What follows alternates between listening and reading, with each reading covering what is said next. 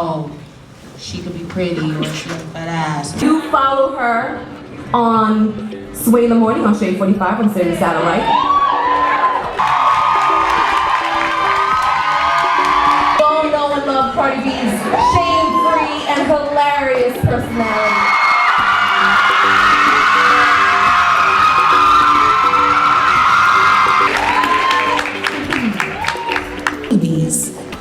I say motivates you to keep moving forward. Are you ready to rock out with me tonight? A business, a male-dominated industry. You know, for some reason, it's that notion that females can't get along. But my biggest issue was men wanting you to be good, but not great.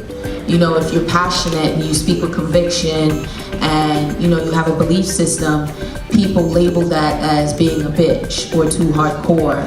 And that's something that I dealt with, you know, as I started my website, even when I worked at Beats by Dre, you know, but I never let someone else's limited perception of my career, what they think I should be doing, or what they think of me limit me in any way or in any form. Because at the end of the day, I'm like, what's for me is going to be for me. You are never going to stop this hustle. You are never going to stop what's in my heart. So, yeah, my answer to it is just continue to be successful. You know, there are a lot of things. And one thing that I hate, you know, I know I have an accent and whatever. I hate the fact that people think I'm dumb because I don't speak proper English. And it's like, if I'm dumb, I wouldn't be here. Or a lot of people think I'm dumb because, oh, she's just a stripper. She is just a stripper. Even though I don't dance anymore, it's funny to me that you think that I'm dumb because I'm a stripper. When I was in the strip club, I know a guy would think of me like, look at this girl shaking her ass for some money. Let me just throw her money. And it's like, I'm looking at them like, look at you, you're dumb. You're throwing me money for no reason.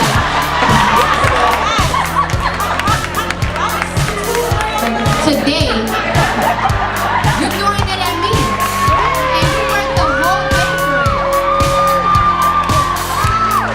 No, seriously, like, you worked the whole day for this, and I'm only working for 2 or 3 hours, and you throw everything that you work for.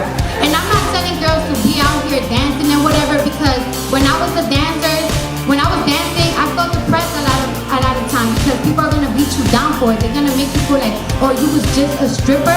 So you want challenges because that's what keeps every prize you want at high value.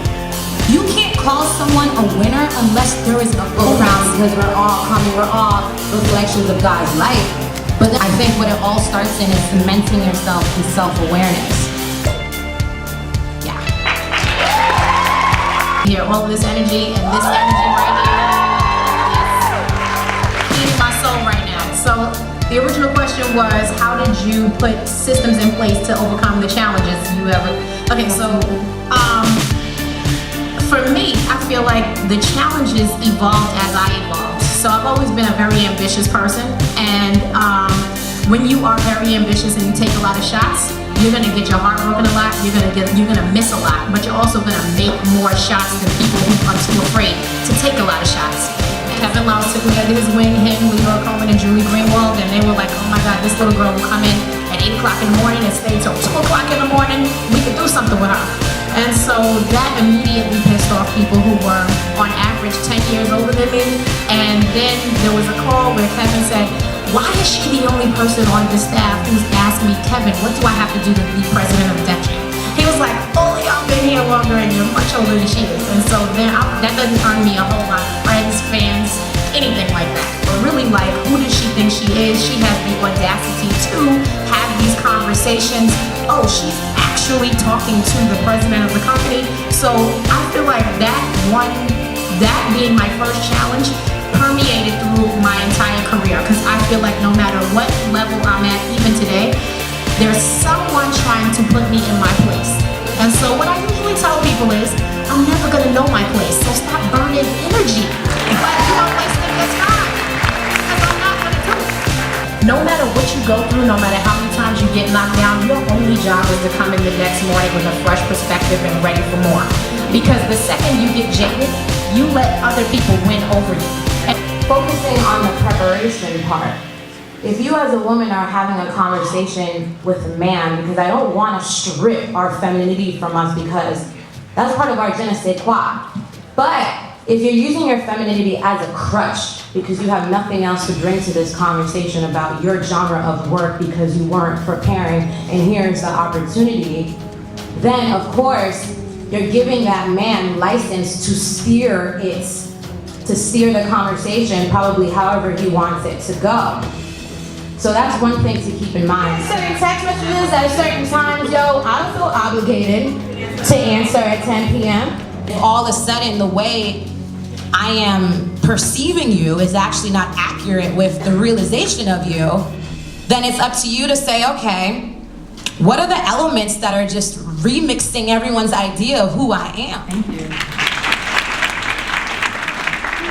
Okay, I'll continue.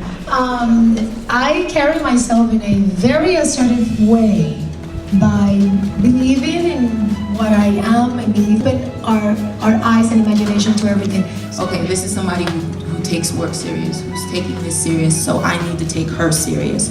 So, you know, it was something that took me a couple of years, and it sucks that you have to deal with certain. This is just something that you didn't win this time, but when you go back and you work on it and you perfect it, you can go back and win it. Don't automatically say it's because I'm a woman.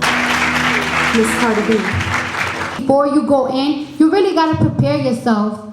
Like you really gotta do your research on who you're talking to and whatever you're gonna talk about, make sure you know it. And then again, you are a girl. And I feel like as a girl, you have a little bit full of advantage. Like for example, I know when I go in a room, a guy look at me, and I know they look at my body, I know they look at my face, and I know how gullible sometimes men could be. So when a man talk, I look at them, y'all understand what I'm talking about. 100%. I think we're on the same all the page. power. Now I need to show and prove to him, saying, okay, I know I have the power. He thinks he has the power, so I'm just gonna go nicely and just take it from him. Finding that success that they need.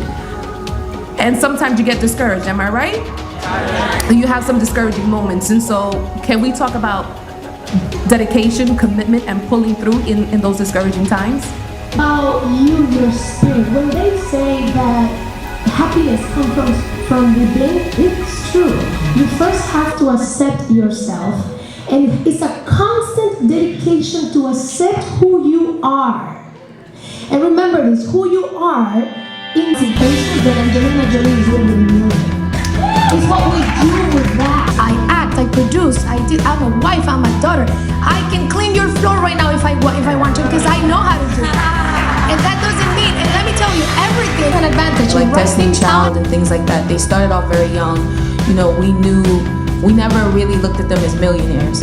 Now you see these 21-year-old girls, 22, you know, they could be in Atlanta, they could be wherever, and it's like, they're young, they're millionaires, you're looking at yourself who may be 22, 23 in school, can barely afford a cup of noodles, and you're like, what is happening to my life? And you know, this is where you have to understand, and I tell people constantly, you know, if you can't focus so much on someone else's blessings, and another thing is like someone else's blessings is not my understanding. You know, you can look at it, you can be happy for them, and you can be wrong. If we spend so much time focusing on how this person got it, why they got it, and you know, we do this thing where it's like, we rather think something negative than positive. It's like, oh, she had to sleep with somebody to get that bag. Like, why does it have to be that? Maybe she got good credit, she put it on her credit card, she's making payments, getting $10 a month. Like, why couldn't it be that option? Understanding with yourself and knowing where you are and knowing this is your race.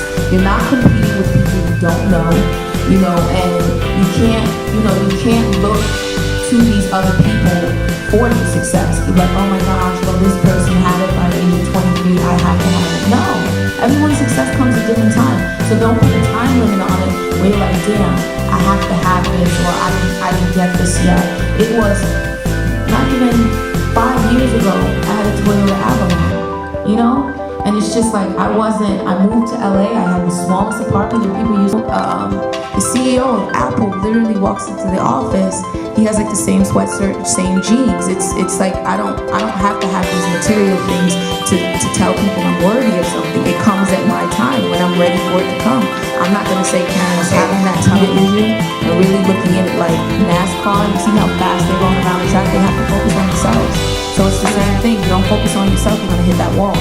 So just remember that. Is usually gonna leave in the same manner, right?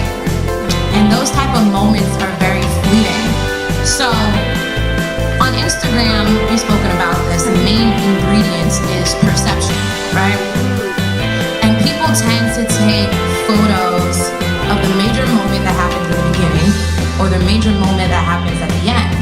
But if we watch any mover zone, then things are really gonna start sprouting for you. You're gonna see all of your different. You have no idea what's on the inside because you only see what this person wants you to see. So like Karen said, there's so many, young people that will see who see more than you make. You can be a millionaire, but if you make 10 million this year and you spend 20 million, you have as much as the person next door. As long as your entire life is built around trying to impress people and spending every single dollar that you have on the storefront and not making sure that the inside of the store has a solid foundation, then you're destined to be unhappy. It doesn't matter how much you make, because no matter what, there's somebody else. You're on that treadmill constantly, and there's somebody else running faster than you. A lot of people come through our doors expecting to be completely accomplished and wealthy by the time they're 29, 28. The amount of people who come through our doors and say things like, I just want to be where I'm supposed to be by the time I'm doors, whether it's, trading stocks on the stock exchange. Whatever it is you're going to do, saying that you're going to be the best at it and do it well is the best favor you can do for yourself. Because you're committed to just being excellent. And no one can shake your foundation.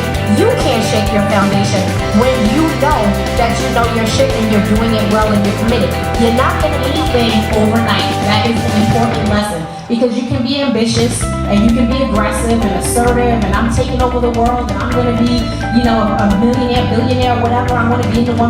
Whatever it's going to be, it's going to take time. Because think about it. If you could do it overnight, everyone would. Right? The reason why there's only 1% is because the shit's hard to do. And so, a lot of people.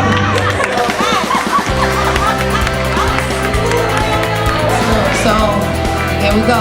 So I watched this movie called The War Room. It's basically, I cleared out a space in my closet. And you're gonna have those moments where you're like, okay, what is happening? What is happening? I feel like I'm stuck. I need to figure it out.